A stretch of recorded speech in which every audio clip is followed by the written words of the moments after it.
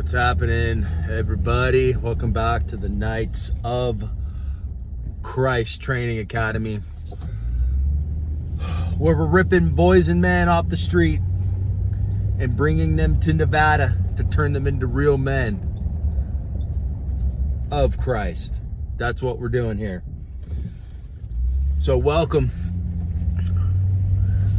Got something to talk to you about today. First, give you a little recap.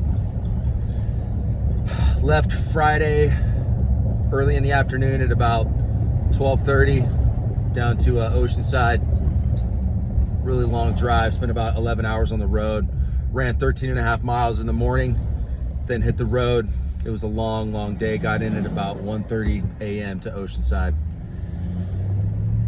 Spent the day yesterday, went to the beach, hung out, got in the water. It was pretty amazing, pretty sweet.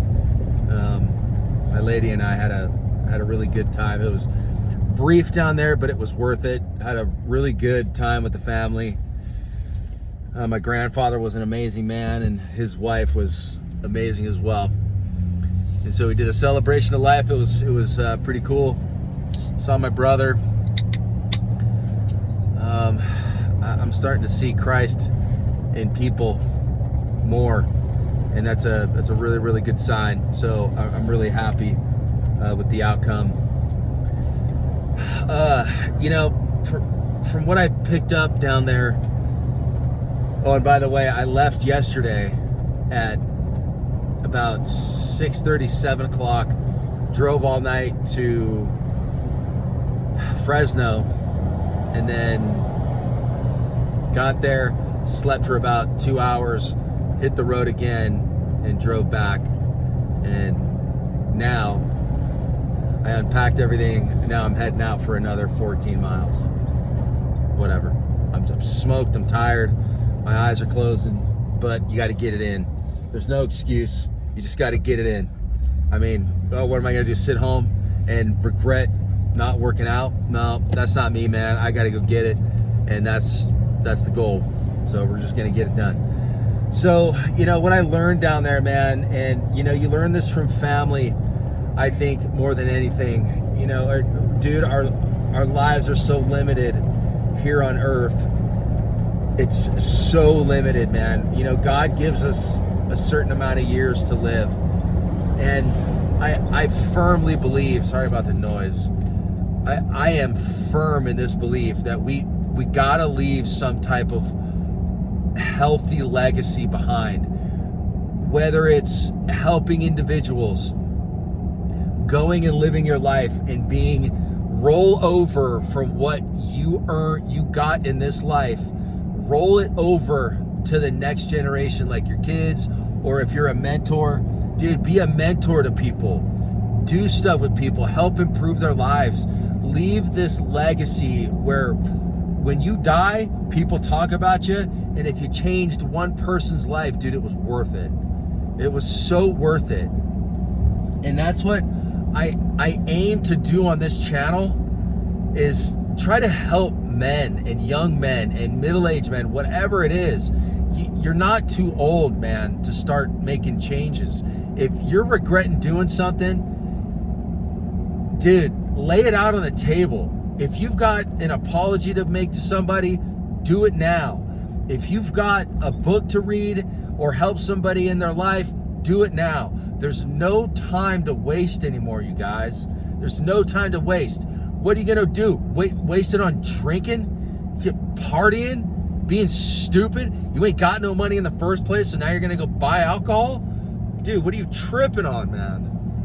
You tripping, dude. It is such a waste of life and a waste of time, and I wish I knew this earlier in my life, like in my 30s, dude. Man, my life would be different. Maybe I wouldn't be here right now. That's a total possibility. I don't know, but you know what? It is what it is, and it ended up the way that it ended up. If you got to witness to somebody, do it now. You guys, the brevity of life is smacking you right in the mouth. If you got to move out of California because it's too expensive, get the hell out of that state. if you see yourself going nowhere there, or New York, or wherever communist state you're stuck in, where the taxes are too high, the cost of living is skyrocketed, and all they're doing in this country is just causing more debt, causing more war, what do you think you're gonna end up in like 3 years, 2 years, even 1 year from now? Get out of what you're doing now. I'm telling you, you guys, that the brevity, dude, life goes so quick. You know, I'm involved with somebody in my life who doesn't really do jack with their life. And I can't stand seeing it. Somebody like me who's out there getting after it, and I'm not saying I'm better than anybody. I've got my own problems, believe me.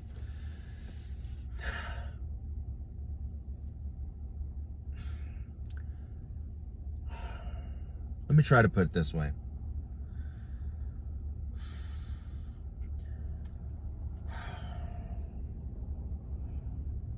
It's frustrating. You know, I don't want to hurt nobody's feelings, but if they watch this, then so be it. I'm not one to really give a crap about what other people think. And I really don't. I don't. When it comes to my lady, I care. When it comes to my close family, I care. And if, you know, say you were to hurt somebody's feelings and you feel like you didn't do nothing wrong, you know what? You shut your mouth and you apologize anyway and swallow your pride, because they have a whole different perception on things, and you live your life, they live their life. It's about just recognizing that the person is hurt and you make it right away. If you're someone who just likes to sit at home and do absolutely nothing and stare at the TV and drink a vodka or whatever it is, that poison crap you're drinking, you might want to reanalyze your life and start doing things in a way that are going to benefit others while benefiting yourself and create the legacy. Now, you can build on the legacy, but you got to start somewhere. You can't start with a bottle of whiskey. You can't start with a 6-pack of beer. It's got to be something that's like, look at it this way. Make Christ happy. And it's a hard thing to do because he has the ultimate high standard. You don't have to be perfect, but you want to live like he lived. You got to do that the best way you can. And there's also the worst way you can do it too. Don't leave that out. Man, I've seen a lot, you guys. I've seen a lot in the last couple days. And it makes me even more driven to help change people's lives, to get them off the alcohol, to get them to start working hard and create discipline in their own mind to where they can make decisions that are best for them and the best for others, instead of this autonomous relationship that we have with ourselves, and when you're just focused on me. What can I do for me? What can I do for myself? Hey, what am I going to do today? It's how about what are you going to do for others today? How about that? I've got someone in my family who doesn't really think about that. And you know what? It kind of bothers me. And I've forgiven.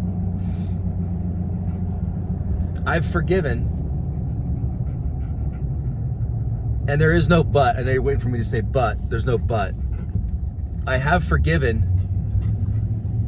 I'm just sick and tired of seeing it.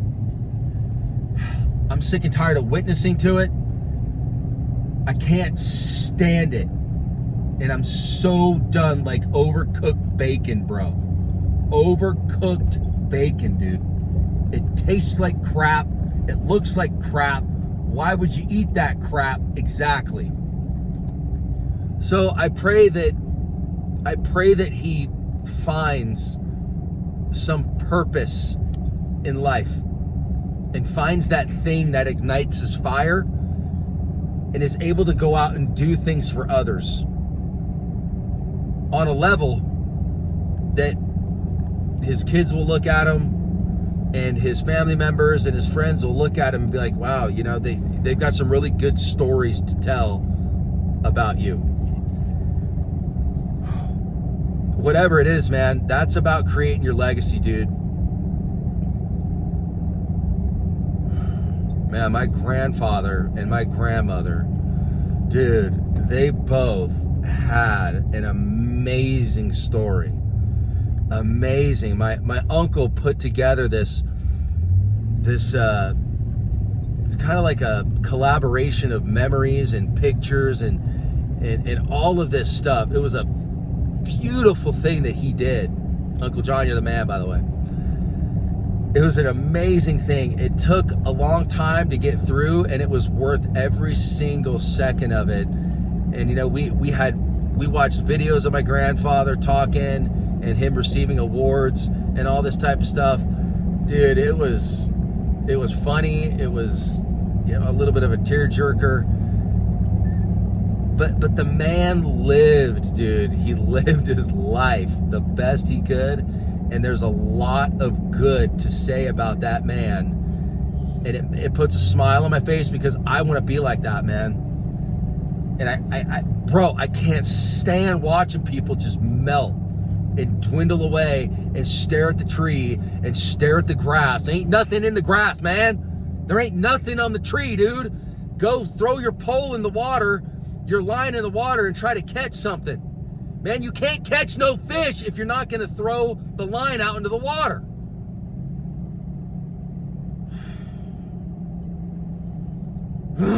Dude, I'm telling you, you guys.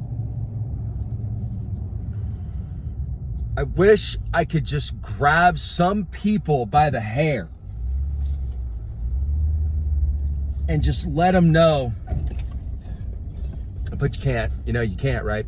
And just let them know, but hey, brother, sister, dad, whoever it is, man, I love you. And I don't need you to live the way that I'm living, but the way to have a fulfilling and meaningful and purposeful life is to start doing things for others and not focusing on yourself. Because what you start to do is you start to leave an imprint on the world. And it's so critical to our own mental health and physical health and spiritual health while we're here. And you know what? If you were to die tomorrow, what would people say about you? Think about that for a second. What would they say about you? Would they have anything to say at all? Anything good to say? Or would they have something bad to say? Look, you guys, we can fix all these issues. If you've got some things on your mind, dude, leave it in the comments, man. Leave it in the comments. Let's talk about it. Let everybody know, dude. Don't be shy, man. You know, if you've got something to let out and nobody's listening to you, leave it in this community, dude. Look, I spill stuff out to you guys almost on a daily basis. What's stopping you from spilling your stuff out? You got anybody listening to you? If you don't, leave it here, man. We don't judge here. And every once in a while, there's some dork on here that gets on and, you know, will say something stupid, but that person has the most miserable life of them all. You know, he's got nothing good to say at all. Have something good to say every day. If you ain't got nothing good to say, shut your mouth. Don't talk. Say something nice to somebody. How about practice? You know, this Jack last week, I think it was last Friday, the last video I did. You know, I was talking about a family member, and some crackhead in the comments starts to, it was something stupid. I'm not even going to go over it. I think I still left it there. I left it for everybody to see. And I'm sure there's some replies to it. But the guy, you know, you got to feel sorry for people like that. They got nothing good to say at all. You know, how about get your emotions involved? Get your feelings involved. It's okay to shed a tear every once in a while, man. You know, when you open up that Bible, you know, it's okay to shed a tear when you're listening to Christ talk to his disciples just right before he's about to depart this earth at the Last Supper. He's talking to his disciples. It's John 14.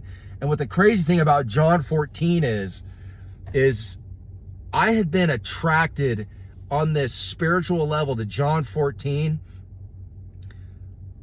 kind of the same way, or actually more powerful than I am to the book of Revelation. I know the book of Revelation real well, and I know John 14 real well. I was asked to read John 14 yesterday by my aunt, and I told her there's probably no way I would even finish reading it because I get so emotional when I start reading that chapter. It is so deep and so intense that Christ is speaking directly to us. When you read John 14, dude, it's on another level. Straight up, it really, really pulls on your heartstrings, man. Because that's what Jesus does, man. And if you've got love in your heart, you'll probably get emotional. And if you understand what he did and what he was about to do, embark on this journey of forgiving all of our sins while shedding his precious blood on the cross, dude, you'll get it. I highly recommend you guys go read it if you haven't. John 14. John chapter 14. If you're going to memorize or read a lot of the Bible, I think that is the one. John 14.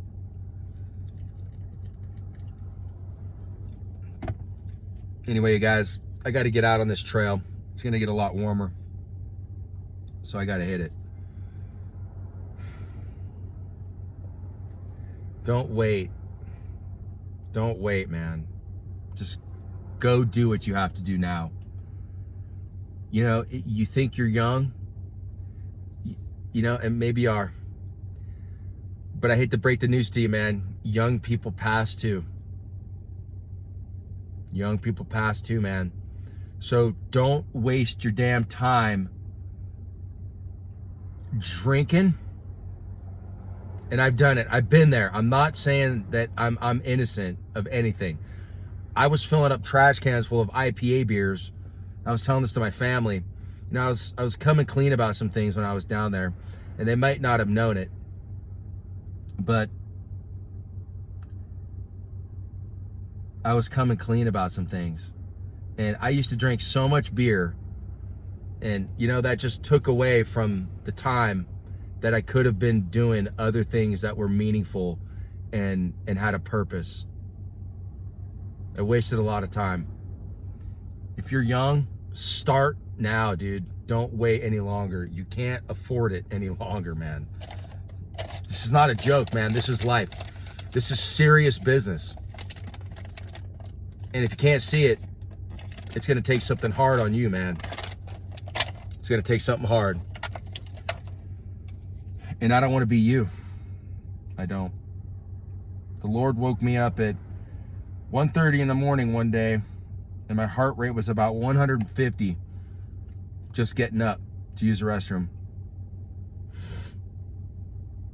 And I knew right then and there I had to quit drinking alcohol.